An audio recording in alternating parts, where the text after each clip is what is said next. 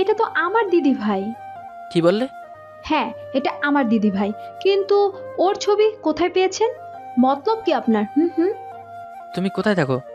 আপনি আমার বাড়ি জেনে কি করবেন? না কিছু না, এমনি জানতে চাইলাম। মেয়েটি নানা প্রশ্ন করতে থাকে, কিন্তু আমি উত্তর না দিয়ে আমি মেয়েগুলোর থেকে কিছুটা দূরত্ব বজায় রেখে দাঁড়াই। তবে তাদের নজরে রাখি। আদিকে কল করে এখানে দ্রুত আসতে বলি। অল্প সময়ের মধ্যে আদি আর অভি উপস্থিত হয়। হিমুর কোনো খোঁজ পেয়েছিস? হ্যাঁ, ওই মেয়েগুলোর মধ্যে একটা মেয়ে হিমুর ছবি দেখে বলল ওর দিদি ভাই হয়। মেয়েটাকে আর কিছু জিজ্ঞেস করিনি আমি। তো হিমুর বোনকে চিনি, আর যদি সে হয় তাহলে চলে যেতে পারে। তাই তার মানে ঐশী এখানে? চলো তো দাদাভাই, দেখে আসি। আমরা সেখানে প্রবেশ করি। অনেকগুলোর মেয়ের মধ্যে একটি মেয়ে বলে ওঠে, দাদা ভাই, তোমরা এখানে? শুধু দাদাভাই নয়, তোমার ভালোবাসা অভিও এসেছে।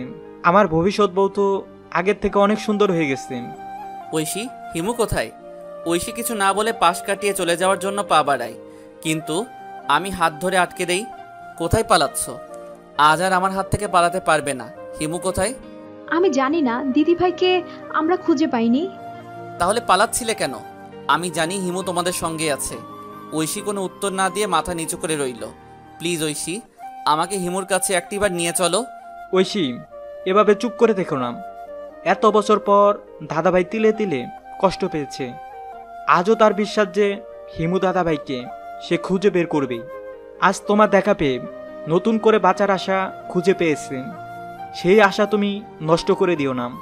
ঐশী প্লিজ বলো দিদিভাই কোথায়? দিদি ভাই আমাদের সঙ্গেই আছে, কিন্তু কখনো বাড়ি থেকে বের হয় না। নিজেকে ঘরে আবদ্ধ করে রেখেছে। মনে হয় না যে দিদি ভাই তোমাদের সঙ্গে দেখা করবে। ঐশী, হিমুর কাছে আমাকে নিয়ে চলো। কিন্তু দিদি ভাইয়ের বারণ আছে। ওর সব কষ্ট মুছে আমি দেব। একটিবার ওর কাছে আমি নিয়ে চলো। আচ্ছা, দিদি ভাই আগের মতো নেই। আমরা যেদিন দিদি ভাইকে পেয়েছি সেদিন থেকে নিজেকে সবার থেকে আলাদা করে রেখেছে। খুব প্রয়োজন ছাড়া কখনো বাড়ি থেকে বের হয় না। কারোর সঙ্গে তেমন কথাও বলে না, সব সময় মুখ কালো করে রাখে। কোথায় ছিল? এখন কেন এমন করছে তা জানতে চাওনি? অনেকবার জানতে চেয়েছি, কিন্তু আমায় কিচ্ছু বলেনি। তবে বাবা মাকে কিছু বলেছে কিনা তা জানি না। কিছুক্ষণ হাঁটার পর আমরা পৌঁছে যাই। বাড়িটা কিছুটা পুরনো, তবে দেখে মনে হচ্ছে বাড়িটা অনেকটা বড়। ঐশী দরজায় নক করে কয়েক সেকেন্ড পর দরজা খোলা হয়। দরজার অপর প্রান্তে একটি মেয়ে দাঁড়িয়ে আছে।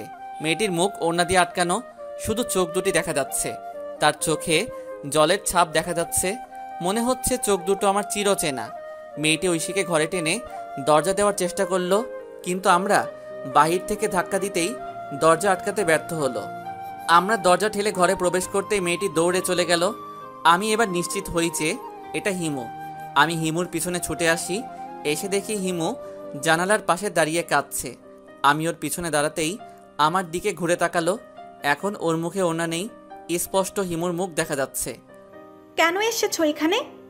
ওর প্রশ্নের উত্তর না দিয়ে আমি ওকে জড়িয়ে ধরি, কিন্তু হিমু আমাকে ছাড়ানোর জন্য ব্যর্থ চেষ্টা করছে। এভাবে কেন আমার থেকে দূরে সরে আছো? কেন আমায় এত কষ্ট দিচ্ছ? আদি, আমাকে ছাড় বলছি। এত বছর পর তোকে খুঁজে পেয়েছি, আর তোকে আমার থেকে হারাতে দেব না। আজই তোকে নিয়ে যাব। কোন অধিকারে? আমি তোকে ভালোবাসি, তুই আমার বিয়ে করা বউ। কিন্তু আমি যে তোকে ভালোবাসি না, আর বিয়েও আমি মানে না। তুই মিথ্যে বলছিস। এটাই সত্যি আদি, চলে যা এখান থেকে। কিছুক্ষণের মধ্যে বাবা মা এসে পড়বে। আমি চাই না এসে তোকে এখানে দেখুক। আমায় যখন ভালোবাসিস না, তাহলে কাঁদছিস কেন? কই না তো। আমার থেকে চোখের জল লুকাচ্ছিস? আচ্ছা, আঙ্কেল আন্টি আসুক, আমি সবাইকে ফিরিয়ে নিয়ে যাব। আমরা আবার পাশাপাশি থাকবো, আর তুই আমার বাসায় আমার বউ হয়ে। আমরা কখনো ফিরবো না, আর ফিরতেও পারবো না। প্লিজ আদি, এখান থেকে চলে যা। তোকে না নিয়ে আমি কোথাও যাব না। প্রয়োজনে আমি তোর সঙ্গে এখানেই থাকবো। বললাম তো, আমি তোর কাছে চাইলেও ফিরতে পারবো না। চলে যা এখান থেকে। কেন ফিরতে পারবি না তুই? কিছু কিছু মানুষের জীবনে এমন কিছু ঘটনা ঘটে, তার জন্য তারা স্থির হয়ে যায়। তাদের জীবনে হাসি সুখ বলে কিচ্ছু থাকে না। কি হয়েছে? আমি তেমন একজন মানুষ, পরিস্থিতির সঙ্গে মোকাবেলা করে নিজেকে বাঁচিয়ে রেখেছি। হিমু, কি হয়েছে আমাকে বল প্লিজ। হিমু, আমাকে সব খুলে বল। শুনতে চাস সেই দিনের রাতের কথা? তাহলে শোন। এটা নিশ্চয়ই জানিস, যে সেদিন রাতে আমাকে জিসান কিডন্যাপ করেছিল। আমার 7 দিন একটা পুরনো বাড়িতে আটকে রাখে, আর 7 দিন পর আমাকে ছেড়েও দেয়। আমাকে ছাড়ার কারণটা অজানা ছিল। সেই সময়টা ছিল গভীর রাত, আশেপাশে কেউ ছিল না, তাই কাউকে কল করতে পারিনি। সেখান থেকে আমি কিভাবে ফিরবো বুঝতে পারছিলাম না। রাস্তাটা অচেনা হলেও পা বাড়াই বাসার উদ্দেশ্যে, কিন্তু কিন্তু কোনো রাস্তা দিয়ে প্রবেশ করলে আমার বাসা খুঁজে পা সেখানে বুঝতে পারছিলাম না, শুধু হাঁটতে থাকি। কিছুক্ষণ হাঁটার পরে একটি গাড়ির আলো আমার চোখে বিঁধে। গাড়িটি দেখে কিছুটা মনে সাহস পাই। চলন্ত নয়, গাড়িটি সাইড করা খুব দ্রুত গাড়িটির দিকে এগিয়ে আসি। এগুতেই আবার 2 পা পিছু হাঁটি, কারণ গাড়িতে কিছু ছেলে বসে আছে। ভয়কে দূরে সরিয়ে গাড়িটির পাশে দাঁড়াই। অতঃপর সেখান থেকে একটি ছেলে বলে ওঠে, কি মামুনি, বিয়ের পোশাকে রাস্তায় পালানোর ধান্দা আছে নাকি? তুমি চাইলে আমি তোমায় নিয়ে পালাতে পারি, খুব মজা হবে। ছেলেগুলোর কথা আমার ঠিক লাগছিল না। আমার শরীরের দিকে বারবার পাছে দৃষ্টিতে তাকাচ্ছিল। তবুও সাহস করে আমার বাসার অ্যাড্রেসে কোনো রাস্তা দিয়ে যাব সেটা জানতে চাইছিলাম, কিন্তু তারা না বলে আমায় বাজে মন্তব্য করতে শুরু করলো। তাদের কথা বলার ধরন আর ভাষার জঘন্য মাত্রায় খারাপ ছিল। সেখান থেকে চলে আসার জন্য পা বাড়াতে ছেলেগুলো গাড়ি থেকে নেমে আমার পথ আটকালো। অতঃপর সবাই আমার চারপাশ ঘিরে দাঁড়ালো। আমি তাদের অনেক অনুরোধ করলাম আমাকে ছেড়ে দেওয়ার জন্য, কিন্তু তারা আমায় ছাড়ছে না, উল্টো আমায় জোর করে গাড়িতে উঠায়। আমি চিৎকার করতে আমার মুখে কে একটা মেডিসিন দিতেই সঙ্গে সঙ্গে আমি অজ্ঞান হয়ে যাই। আমার জ্ঞান ফেরার পরে নিজেকে একটা অন্ধকার রুমে আবিষ্কার করি। রুমটা অন্ধকার হলে সূর্যের আলো কিছুটা আসছিল, তবে স্পষ্ট দেখা যাচ্ছিল না। আমার সামনে থাকা সেই ছেলেগুলোকে দেখে যতটা অবাক হই, তার থেকেও বেশি অবাক হই নিজেকে দেখে, কারণ আমার শরীরে এক টুকরো কাপড়ও ছিল না। আমার পরনে যে বেনারসি ছিল সেটা আমার পাশে পড়েছিল। দ্রুত পড়ে থাকা বেনারসিটা উঠিয়ে নিজের সঙ্গে পেঁচিয়ে নিলাম। ছেলেগুলো হাসতে হাসতে স্থান ত্যাগ করলো। শরীরের কিছু কিছু স্থানে কামড়ের আর নখের দাগ বসে গেছে। দাঁড়াতে গিয়ে পড়ে গেলাম, কারণ শরীরে প্রচণ্ড ব্যথা অনুভব করছিলাম। তবুও উঠে এক পা করে রুমের বাহিরে আসলাম। বাহিরে এসে দেখি এটা আমাদের কলেজ রোড। তখন কি করব কিছু মাথায় আসছিল না। চোখ দিয়ে জল পড়ছে নাকি রক্ত পড়ছে সেটাই বুঝতে পারছিলাম না। আর এক মুহূর্তের জন্য বাঁচার আশা খুঁজে পাচ্ছিলাম না। আমার সঙ্গে এমন অন্যায় হবে তা কল্পনাতেও ভাবিনি। তবু মনকে শান্ত করে শাড়িতে মুখ ঢেকে শ্রুতির বাসায় যাই। শ্রুতি আমাকে দেখে অবাক হলেও খুব বেশি হয়নি, কারণ আমি যে তার বেস্ট ফ্রেন্ড। শ্রুতি আমাকে ওর রুমে নিয়ে যাবার পর ওকে সব খুলে বলি। আমার সঙ্গে এমন হওয়ার ঘটনা শুনে খুব অবাক হয়। অতঃপর নিজেকে সামলে মা বাবাকে কল করে শ্রুতির বাসায় ডেকে নেয়। বাবা মা সব জেনে খুব ভেঙে পড়ে। তবুও বাবা বলে ওই ছেলেগুলোকে শাস্তি দেবে, কিন্তু তার কোনো উপায় ছিল না, কারণ আমি যে তাদের মুখ স্পষ্ট দেখিনি। সবাই আমাকে অনেক বোঝায় যে নিজেকে শেষ করে নয়, নিজেকে নতুন করে বাঁচতে হবে। সেদিন আমি নিজেকে শেষ করার সিদ্ধান্ত নিয়েছিলাম, কিন্তু মা বাবার কথা নিজেকে নিয়ে আবার নতুন করে বাঁচার স্বপ্ন খুঁজে পাই। বাবা আমার বাসায় ফেরার অনেক অনুরোধ করে, কিন্তু আমি সাহস পাইনি, কারণ আমি রেপার শিকার হয়েছি। সবাই আমার দিকে, আমার পরিবারের দিকে আঙুল তুলবে। আমি চাইনি যে আমার জন্য আমার পরিবার নানা প্রশ্নের সম্মুখীন হোক। আমার কথা শুনে বাবা বলে আমাকে নিয়ে দূরে কোথাও চলে যাবে, যেখানে আমাদের কেউ চিনবে না, আমার পরিবারের দিকে আঙুল তুলে কথা বলতে পারবে না। আর আমি এটাও চাইনি যে আমি তোর কাছে ফিরে যাই, কারণ আমি যে একটা অপবিত্র মেয়ে। এখন না হলে হয়তো কিছুদিন পরে তোর প্রশ্নের সম্মুখীন হতে হতো। সেই ভয়ে নিজেকে দূরে রাখতে বাধ্য হই। সেই ছোট থেকে একসাথে চলেছি, একসাথে বড় হয়েছি, কেউ কারোর থেকে কখনো আলাদা থাকিনি। এত বছরে আদিকে এইটুকু চিনতে পেরেছিস? আমি তোকে ভালোবাসি, সব সময় তোর খারাপ সময় পাশে থাকতে চেয়েছি, আর তুই আমার একটু বিশ্বাস করতে পারলি না।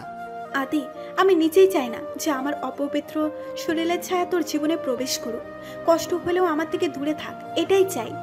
তোর সঙ্গে যা হয়েছে সবটাই একটা দুর্ঘটনা, সেই জন্য নিজেকে কেন দায়ী করছিস? তোর ইচ্ছেতে এসব হয়নি, যার জন্য নিজেকে দায়ী করবি। সেদিন আমায় একটিবার সব বলতে পারতি, তাহলে আমাদের মাঝে এমন দূরত্ব হতো না। তোকে ভালোবাসি, সব পরিস্থিতিতে আমি তোর পাশে থাকতে চেয়েছি। আজ আর সেদিনের মধ্যে অনেক পার্থক্য। আজ যতটা সহজ মনে করছিস, সেদিন কিন্তু ততটাই কঠিন ছিল। সেদিন থেকে আজ পর্যন্ত তোর অপেক্ষায় ছিলাম, হয়তো বাকি জীবনটা অপেক্ষায় থাকতাম। আজ যেটা করছি সেটা সেদিনও করতাম। শুধু তোর ভুল ধারণা ছিল। এ আদি, শুধু তোকে ভালোবেসে তোর পাশে থাকতে চাই, তোকে সারা জীবন ভালোবাসতে চাই। সেদিন যতটা ভালোবেসেছি আজও ততটা ভালোবাসি। এত বছর পর তোকে খুঁজে পেয়েছি। তোকে ভালোবাসার সুযোগ আমি আর হারাতে চাই না। না আদি, আমি ফিরতে চাই না, তুই এখান থেকে চলে যা। বাবা মা আসার আগে এখান থেকে চলে যা প্লিজ। আমার সঙ্গে তোকে না নিয়ে আমি ফিরবো না। প্রয়োজনে আমি তোর সঙ্গে এই গ্রামেই থাকবো, তবু আমি যাব না। আর আঙ্কেল আন্টিকে আসতে দে, তারাই সিদ্ধান্ত করবে যে তাদের জামাইকে মেয়ের সঙ্গে এখানে রাখবে নাকি জামাইয়ের সঙ্গে মেয়েকে পাঠিয়ে দেবে। আদি, আমি ফাসলামি করছি না, এক্ষুনি সবাইকে নিয়ে এখান থেকে চলে যাবি, চল। না, আমি আমার বউয়ের থেকে কোথাও যাচ্ছি না। আদি, আমি শেষবারের মতো বলছি, তুই এক্ষুনি সবাইকে নিয়ে চলে যা। আমার বউয়ের বাড়ি মানে আমারও বাড়ি, তাই এখানে থাকার যথেষ্ট অধিকার আমার আছে। আদি প্লিজ। ওকে, আগে কিছু খেতে দে, সকাল থেকে কিছু খাইনি, ক্ষুধায় পেটের মধ্যে ট্রেন চালাচ্ছে। হিমু আমার কথা শুনে রুম থেকে বের হয়ে গেল। মনে হচ্ছে রাগ করেছে। অবশ্য রাগ করলে আমার যায় আসে না, কারণ আমার রাজকুমারীকে পেয়ে গেছি, আর হারাতে দেব না। বুকের মাঝে লুকিয়ে রাখবো। ভাবতে ভাবতে কখন ঘুমিয়ে পড়লাম বুঝলামই না। ঘুম ভাঙে হিমুর ডাকে। চোখ মেলে তাকিয়ে দেখি আঙ্কেল আন্টিকে। আঙ্কেল আন্টিকে দেখে মনটা আরও ভালো হয়ে গেল। আদি, তোর বাবা মা কেমন আছে? ভালো, তবে বাবা মাঝে মাঝে অসুস্থ হয়ে পড়ে। তোমরা চলে আসার পর সব কিছু পাল্টে গেছে, আগের মতো কিছু নেই। আঙ্কেল, তোমার শহরে ফিরে চলো। সেটা পরে ভেবে দেখা যাবে, চলো এখন খেতে যাওয়া যাক। পাশের পুকুর থেকে আমরা হাত মুখ ধুয়ে খেতে এসে দেখি মাটিতে মাদুর বিছিয়ে দিয়েছে। চট করে আমরা বসে পড়ি। আমাদের সঙ্গে আঙ্কেল ঐশী রয়েছে, আর পরিবেশন করছে আমার মিষ্টি বউ আর আন্টি। 3 থেকে 4 রকমের তরকারি রান্না করা হয়েছে। দেখতে যতটা সুন্দর ঠিক ততটাই সুস্বাদু। আচ্ছা, আন্টি তো বাসায় ছিল না, আর ঐশী তো অবি আর ঈশানের সঙ্গে কথায় ব্যস্ত ছিল। তাহলে এসব রান্না কে করেছে? তার মানে কি এসব হিমুর হাতের খেল? আমার জানা মতে হিমু জল সিদ্ধ করা ছাড়া আর কিছুই পারে না। একবার পরখ করে দেখতে হবে আন্টি খাবারগুলো কোন হোটেল থেকে অর্ডার করা হয়েছে। ভাবছি সেই হোটেলে কর্মচারী হিসেবে যোগ দেব, যদি তাদের থেকে কিছু শিখতে পারি। দাদা ভাই, এসব রান্না তো আমার হিমু দিদিভাই নিজ হাতে করেছে। কি, হিমু এসব রান্না করেছে? হ্যাঁ দাদা ভাই। আচ্ছা শ্বশুরমশাই, আমার বউ কবে এমন সুস্বাদু রান্না শিখলো? আমার কথা শুনে সবাই হেসে দিল। আর হিমু আমার দিকে 20 কেজি রাগ নিয়ে তাকিয়ে ওর অগ্নিদৃষ্টি নিক্ষেপ করলো। আমি ওকে রাগানোর জন্য আবার বললাম, যাক, এখন থেকে প্রতিদিন মিষ্টি বউয়ের হাতে সুস্বাদু রান্না খাওয়া যাবে। হিমু আমার কথা শুনে রেগে স্থান ত্যাগ করলো। হয়তো আমি খুব বেশি বলে ফেলেছি। এখন কি হবে? বউয়ের রাগ ভাঙাতে হবে, না হলে হয়তো কপালে আর এমন খাবার জুটবে না। খাবারের প্লেট নিয়ে সবার সামনে থেকে উঠে হিমুর রুমে যাই। বেচারি রেগে গাল ফুলিয়ে রেখেছে, একদম মুখের দিকে তাকানো যাচ্ছে না। হিমুর মুখে যেন এক আকাশ অন্ধকার নেমে এসেছে। ওর কাছে যেতেই অন্যদিকে ঘুরে বসলো। আমার হাতে ব্যথা করেছে, একটু খাইয়ে দিবি? আমি তোর টাকা দিয়ে কেনা কাজের মেয়ে নয় যে তুই বললেই খাইয়ে দেব। তুই কাজের মেয়ে কেন হবি? তুই তো আমার একমাত্র বউ। আদি, একদম ফালতু কথা বলবি না, আমি কিছু মানি না। শুধু বকবক করবি নাকি আমায় খাইয়ে দিবি? না, দিব না। ও আমায় না খাইয়ে দিলেও আমি ওকে জোর করে খাইয়ে দিলাম। দেখ এখন কত মজা। গিলে বল, আমার বউয়ের হাতের রান্না কেমন? ঘোড়ার ডিমের মতো। খাওয়া কমপ্লিট হওয়ার পর আমি আঙ্কেলের সঙ্গে কথা বলছিলাম। কথা শেষ হতেই হিমুকে খুঁজতে শুরু করি, কিন্তু কোথাও পাই না। অবি, ঐশী, ঈশান কেউ ঘরে নেই। তবে কি সবাই একসঙ্গে কোথাও ঘুরতে গেছে? অবিকে কল করার জন্য ফোনটা হাতে নিতেই দেখি অবির মেসেজ। দাদা ভাই, জলদি পুকুর পাড়ে চলে এসো, আমি আর ঐশী প্রেম করছি। হিমু দিদি ভাই একা একা বসে আছে, এই সুযোগ মিস করো না। মেসেজে দেখা মাত্রই ছুটে চলে এলাম পুকুর পাড়ে। সবার থেকে কিছুটা দূরত্ব বজায় রেখে হিমু একা একা বসে আছে। আমি ওর পাশে গিয়ে বসতেই আমায় ওর চোখ দিয়ে গিলতে শুরু করলো। কেন এসেছিস সেখানে? আমাকে কষ্ট দিতে, পূর্বের কথা মনে করিয়ে দিতে? একদম না, আমার হিমুকে আমার ঘরের বউ করে নিয়ে যেতে এসেছি। অবশ্য বিয়ে তো 2 বার হয়েছে, এখন শুধু ঘরে তুললেই হবে। সবকিছুর সঙ্গে মানিয়ে নেওয়া খুব সহজ না, পরিস্থিতি মানুষকে বদলাতে সাহায্য করে। হিমু, শুধু আমার উপর একটু ভরসা কর, সব আগের মতো হয়ে যাবে। আগের মতোই আমি তোকে ভালোবাসতে চাই। দুর্ঘটনার জন্য তুই আমার থেকে দূরে চলে গিয়েছিলি, এত বছর পর পেয়ে আমি তোকে হারাতে চাই না। তাহলে আর নিজেকে সামলাতে পারবো না। যদি আঙ্কেল আন্টি মেনে না নেয়? বাবা তোকে কতটা ভালোবাসে তা কি ভুলে গেছিস? না, কিন্তু খুব ভয় হয়। যাই হয়ে যাক, আমি সব সময় তোর পাশে আছি। সন্ধ্যা হতে আমরা বাড়ি চলে আসছি। হিমুর মুখটা ভারী দেখাচ্ছে, হয়তো কোনো ব্যাপারে চিন্তিত। রাতে সবাই খেয়ে একসঙ্গে বসে আছি, তাই সবার উপস্থিতিতে বাবাকে কল করি। হিমুকে খুঁজে পেয়েছে এটা শুনতেই তারা খুব খুশি হয়। অতপর হিমুর সঙ্গে ঘটে যাওয়া দুর্ঘটনা বাবা মাকে জানাই। শুনে অবাক হলেও বাবা মা বলে তাদের ছেলের বউকে কালকেই বাসায় নিয়ে যেতে। বাবা মার এমন উত্তর শুনে আঙ্কেল আন্টিও খুব খুশি হয়। হিমু সবার মধ্য থেকে স্থান ত্যাগ করে। আমিও হিমুকে অনুসরণ করে ওর পিছনে চলে আসি। ঘরের পাশে বড় একটা শিউলি ফুল গাছ রয়েছে। সূর্যের আলোতে ফুলগুলো একটু দেখা যাচ্ছে। দিনেই সেটা চোখে পড়েছিল, কিন্তু তখন গাছে ফুল ছিল না। শিউলি ফুলের গন্ধে সম্পূর্ণ বাড়ি মাতিয়ে তুলছে। হিমু শিউলি ফুল গাছটায় হেলান দিয়ে দাঁড়িয়ে আকাশের দিকে তাকিয়ে আছে। আমি হিমুর ঠিক উল্টো দিকে গাছে হেলান দিয়ে চাঁদের আলো উপভোগ করতে থাকি। আদি, আমায় কতটা আর কতদিন ভালোবাসবি? জানি না, তবে যতদিন বেঁচে থাকবো ততদিন ভালোবেসে যাব। শয়তানের হাড্ডি, একদম মুভির ডায়লগ দিবি না, তাহলে তোকে গলা টিপে মেরে ফেলবো। উগান্ডার পেতনি, আমি মরে যাব। মরে গেলে কিন্তু আমার বেবির মা হতে পারবি না। পাগলিটা আমায় শক্ত করে জড়িয়ে ধরলো। আমি সুযোগটা হাতছাড়া না করে টুস করে আমিও আমার হিমুকে জড়িয়ে ধরি। এখন বল। আমার হিমুকে আমি লক্ষ লক্ষ কোটি কোটি ভালোবাসি, আর সারা জীবন ভালোবেসে পাশে থাকতে চাই। আমার বুকের বাম পাশে আমার হার্ট রয়েছে, আর ডান পাশে তুই। আমার বেঁচে থাকার জন্য যতটা হার্ট গুরুত্বপূর্ণ, ঠিক ততটাই গুরুত্বপূর্ণ আমার হিমু।